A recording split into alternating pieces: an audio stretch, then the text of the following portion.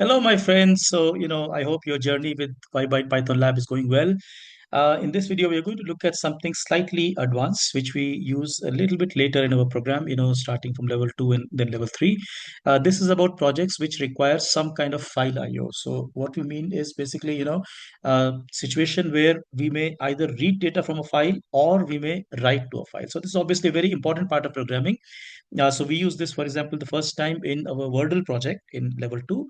And then in level 3, we have a bunch of projects where we read different data types, different types of files and, process them.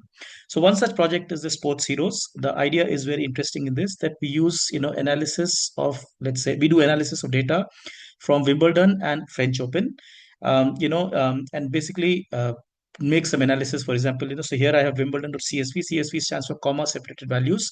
So, in 1968 to, let's say, present, who has won the Wimbledon, which country they come from, and so on. So we do a bunch of analysis. So if you look at this sportshero.py, I've already uploaded here. There is like, so let's see this carefully. There is provision to read the file. So which is basically, yeah, here you go, right? So we are reading the file here, the CSV file. So I'm going to read the French Open.csv, Wimbledon.csv. CSV stands for comma separated values.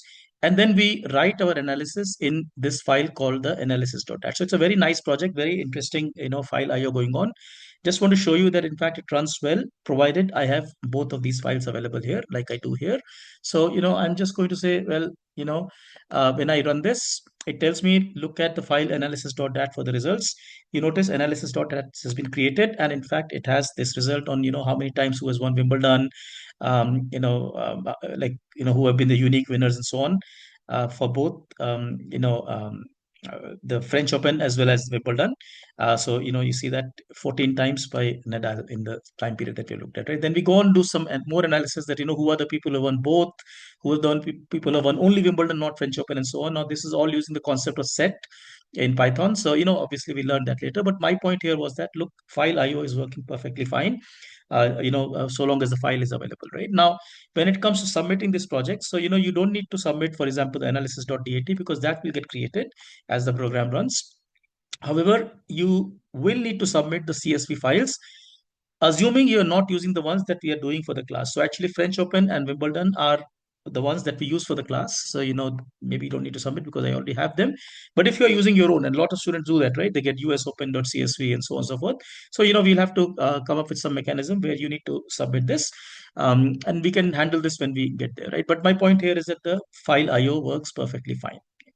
Let's take one more example, which is quite interesting. This is the Wordle game, which we do in our level 2. So Wordle is obviously a very interesting game. We built this in tkinter, so this adds another element to it. But the core of this game is, in fact, this, fact that we read this words, 5-letter words from a list, which comes from a file, right? So if you, even if you have not done this game, but if you have seen our Scratch program, in fact, we use the same exact file in the Hangman project, right? So the first part of the Wordle project basically just gets about, reading this file. So once again, it's a file IO situation.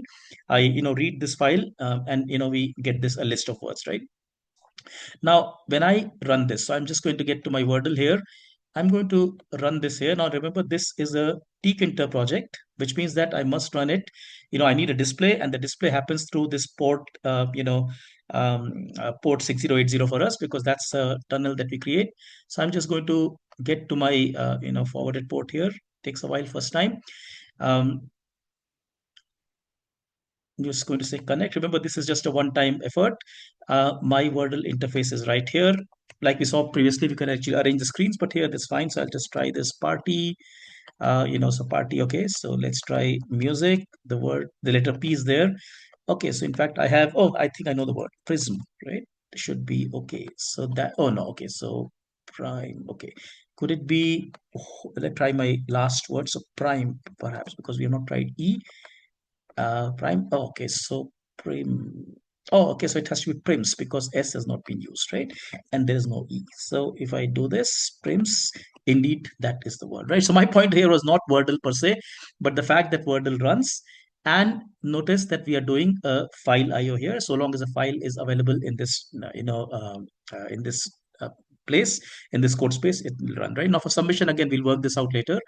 Do you really need to submit this? Or if you're using your own file, then of course you'll have to submit that, right? So that I think we can handle later. So I hope this has been useful to you. Take care. Thank you so much and enjoy this. Bye-bye.